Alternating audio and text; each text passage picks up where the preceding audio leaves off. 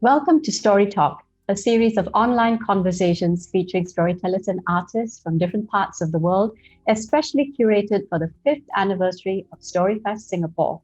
Today, I'm going to be chatting with Paola Balbi. Paola is a storyteller and festival organizer based both in Italy in Europe as well as in the United Arab Emirates. We're going to be talking about producing international storytelling festivals during the pandemic.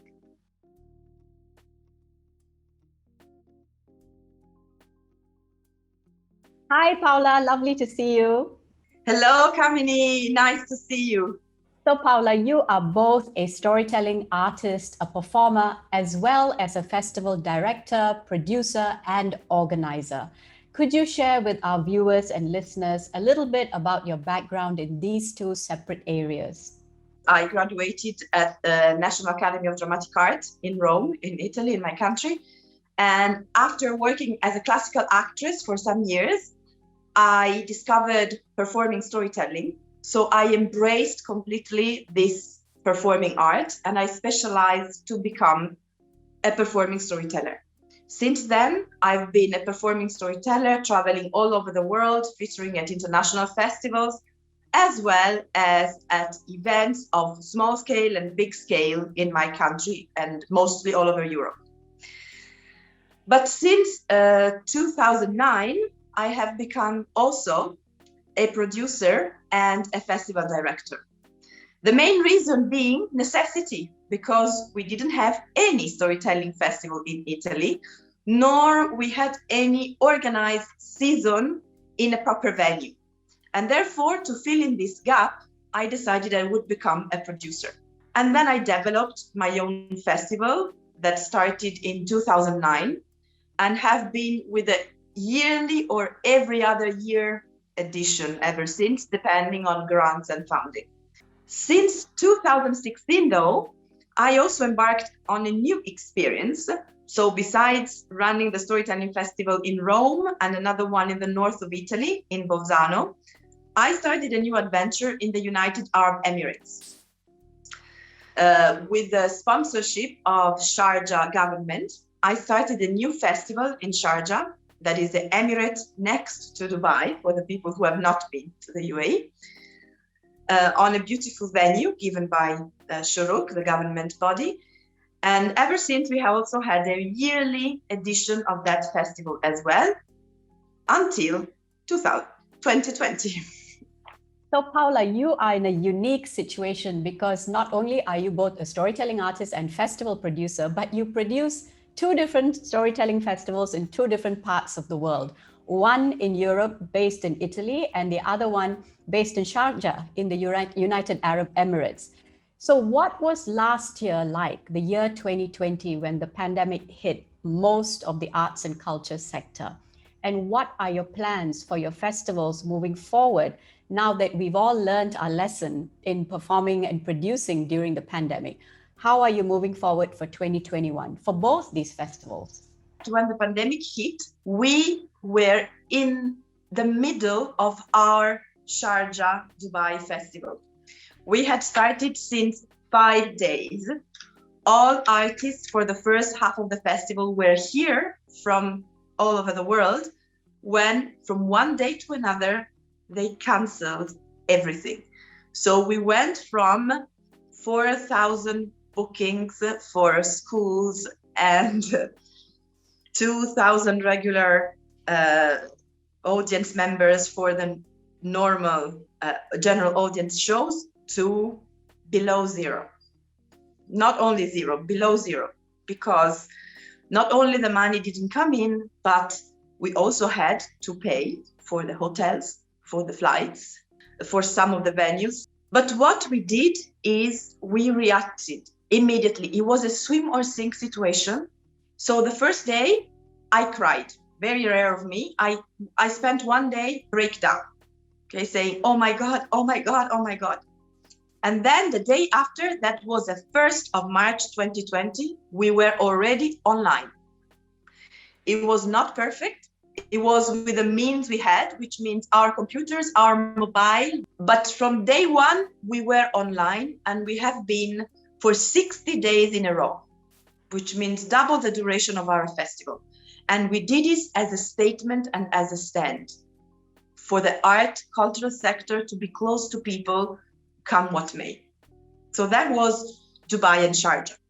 But because it was online, the news is that we reached also the Italian and European audience as well. And even other kind of audience, even Far East audience and America audience, because we went online in first three languages, English, Arabic, and Italian. And then we expanded to Spanish, French, Greek, German, and we reached a bigger audience. Meanwhile, we bought new devices, we bought microphones, I painted my wall behind me. We recut our backdrops in order to be hanged in a house because we couldn't get out of our houses for a while. And so is how we started. In Rome, instead, what happened is our festival usually is either June or September. But last year, no grants at all. And therefore, we couldn't plan for our Rome festival at all. So what we did is we started to do an online season by May with Zoom pay-for ticketed events, featuring both people from Italy, but also international storytellers when we could and have a grant support. We were sponsored by Fest with this program as well. And then slowly one thing led to another. We featured in many international online storytelling festivals that brought us new customers for online events. We basically worked on three kinds of platforms. Facebook at the beginning with Facebook Live, because that was the only tool we really knew at the start. Then we moved on to YouTube and we designed a new channel called Quarantine Stories, Fight Fear with Culture, featuring the collection of stories produced by us and everyone collaborating with us during the lockdown. And third, we implemented a ticketed Zoom season. So Paola, you spoke about Facebook Live and using YouTube as a platform. So these are all different tech tools and different applications and different methods and technologies that we have all had to learn to adapt and adopt. You know, there must have been some challenges during this process of quickly learning how to use these different tools, but at the same time, you must have had a lot of rewards from going online. So could you share with us a little bit about your experience in some of these platforms that you mentioned, specifically Zoom, Facebook Live, and YouTube? We used Facebook Live and YouTube because after the Oh My God day, I had here 7 artists from different parts of the world. So what the action number one was, we recorded as much material as we could and put it aside. Meanwhile, we started to go on Facebook Live every day, 1 hour in English, 1 hour in Italian, plus some mix other languages, might be Arabic or German or French, depending on the artist background.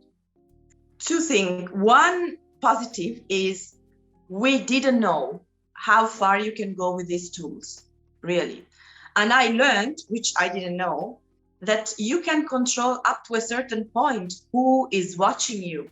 But there is a big chunk of people who watch you after, who watch you invisible, that you don't know of.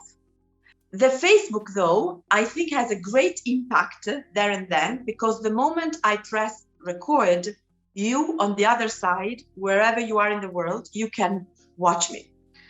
But on the other end, as it's very immediate after it's gone, and it will go at the bottom of your window. Whereas the YouTube channel stays forever. And if we keep refreshing the link, keep advertising it, then people continuously go and sign and watch and download. And the YouTube, for example, another thing we didn't know of, has been used by teachers all over Europe to help them with their online learning. So, Paola, a lot of international festivals and storytelling festivals around the world, they happen at a fixed period. So either it's a summer festival, a winter festival, or like us in Singapore, it happens in the middle of the year during the big school holidays. And almost all festivals I know are anchored and situated in a specific location or building or space. And both the festivals that you produce, the one in Rome is anchored in the Appian Park, the outdoor surrounding, and the one in the UAE is situated in the Al Noor Island. Now, last year and this year, and producing in the pandemic, what are your thoughts as a producer who has gone virtual on the importance of space and also the importance of fixed durational or periods in the year that a festival should run? So yes, as you have been to both my festivals, you know that actually we invested a lot in having a quite outstanding venue in both places. We picked places of art and cultural heritage in both places, and all pictures of our festivals were amazing because of these frames. The audience was stunned just to walk in the venue of our festivals.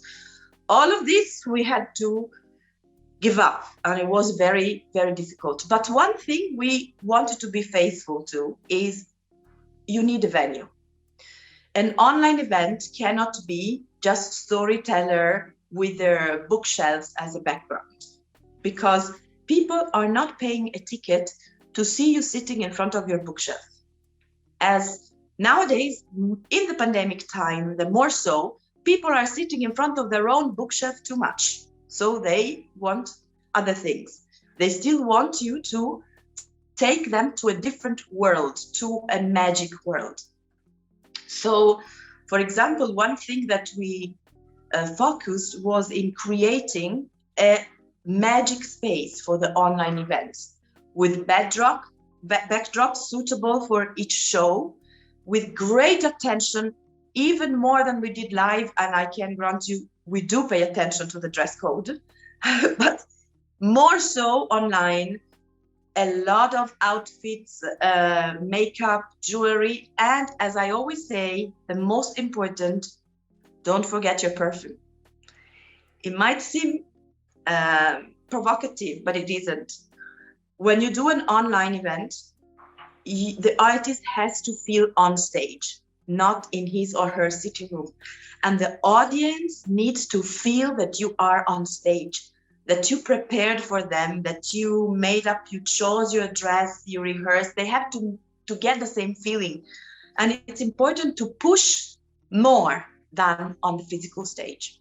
In Italy, we had decided to do a 2 monthly event, one performance and one storytelling cafe. So more spread than a concentrated programming such as the festival. As it seemed to me that the Italian audience is not ready for a full online festival. But I took part to full online festivals. For example, in the US, the National Storytelling Network, they did their whole festival and conference online, and it was a success. So you never know. But I think it's different because with an online festival, the audience does not come to the venue and spend there the whole day.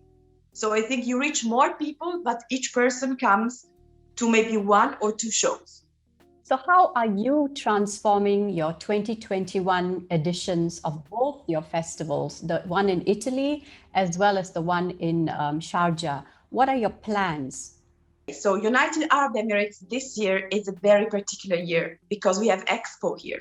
The theme of Expo is connecting minds and connecting people, which is something that storytelling does a lot, and the online also does a lot. The theme that we have chosen is merchant of stories of merchants and trades, because Dubai has always been a hub for traders since very ancient times. So this will be the thread of our understanding of connecting people, connecting minds. We will have physical events because people will come to Expo. But At the same time, I'm sure that Expo as well is considering how to reach people who will not be able to travel. So there will be both. Wonderful, wonderful to hear all these plans. What about yourself, Paola, as an artist? You know, I think a lot of us who are producers, we spend a lot of time worrying about damage controlling and troubleshooting and thinking about the team, the crew, and all the artists that we are responsible for. And, you know, a lot of us have been working nonstop from last year to this year because we all thought that things would change for this year, but it doesn't really seem to have changed that much. How are you taking care of yourself, your own creativity, and you know, what are you doing that is more about yourself and your own creative practice? So the first issue that you mentioned has been a big blow for me, honestly. The understanding that I wasn't able anymore to feed all my team. This was a reality because we could hardly feed ourselves. Now, sometimes you know that I speak plural because I have a long-standing stage and business partner, that is Davide Bardi, who is at the helm of our festivals and our company together with me. So this is why sometimes I say we. So this was a big blow. We couldn't give work to other people for a long time. And even when we managed with the online events, it was nothing close to the pay and the fees we could pay before. No question about it. But my choice was show must go on. I was raised in a very tough drama school, where my drama teacher used to say something that is not very up to date now, but it is. There is only one reason why you should fail to appear on stage, and this is death. Yours. I always took him by the word. I have been performing in my life the day of death of beloved people, the day of catastrophes. I still opted to go on stage, and this is what I've done throughout the pandemic. I'm an artist. I don't do theater. I am an actress and a storyteller, and this is different. And therefore, I decided to navigate the online possibilities and to be there every day. And to be honest, in the shock of the lockdown, with people confined in their houses and me with my 7-year-old daughter going crazy between four walls, the 2 hours live storytelling every day kept us going. Is there anything special that you would like to share with our viewers and listeners? Any upcoming projects that you'd like to mention? People in the time where on and off live events are banned, again, are sick to see artists in closed doors because they themselves are sick to be in closed doors. So they want to go somewhere. So what I've seen in the best products of recent, and I speak really from March on, are online products that are recorded either in theater with professional equipment or outdoor as well, that lead the people in an outdoor space, but it's still a storytelling. It's not a film. It's a teller telling a story as it would be in an open door venue. Paola, do you have actually like any dates or any projects that are upcoming that you'd like to announce? We have a plan for Rome from July to 31st, ending with a New Year event. In the past 3 years, we have been doing a big New Year event every year, international. So we put down a plan for running a venue with a regular events leading from July to the New Year event. So the plan A is we get a grant to do this. The plan B is we still do it, but in different venues and with different smaller sponsors. Now we have started last week our season in Rome. I flew to Rome on purpose to take part to the first event. So we have 4 dates throughout May and July. And this is what our Rebirth Live project. But as people are asking us from the other side of the world, how can we follow you? Now we're thinking maybe we will also do some recorded versions to send online, to broadcast online of our live events. Fantastic. Thank you so much, Paola. It's been really nice chatting with you. And, catching up like this is also good because we're both friends and we've performed together in so many places. Hopefully, Yes. I get to see you here in Singapore. I don't know, maybe in the next 2 years if, travel opens up and events can be held in person. But thanks so much for sharing. And any last words for festival producers or organizers, how to stay positive? I think we need to carry on, come what may. I saw two different type of reactions: the people who tried to swim in these waters and the people who said, no, I will wait. In my opinion, the swimming the waters is the winning, although it's difficult and we have to compromise sometimes with ourselves and with our art. I don't like the people who say, oh, but it's not the real thing. Well, do you think we don't know? The people who went online are amongst the most prepared, successful people that I know. And I know for certain they know it's not the same, but they also know that show must go on. Thanks, Paola. Thank you so much. Thank you for having me. It was a great pleasure to meet your audience online. I've been speaking to Paola Balbi, storyteller and festival organizer. If you'd like to find out more about the different applications of storytelling, do watch the rest of our Story Talk videos hosted on the StoryFest Singapore YouTube channel.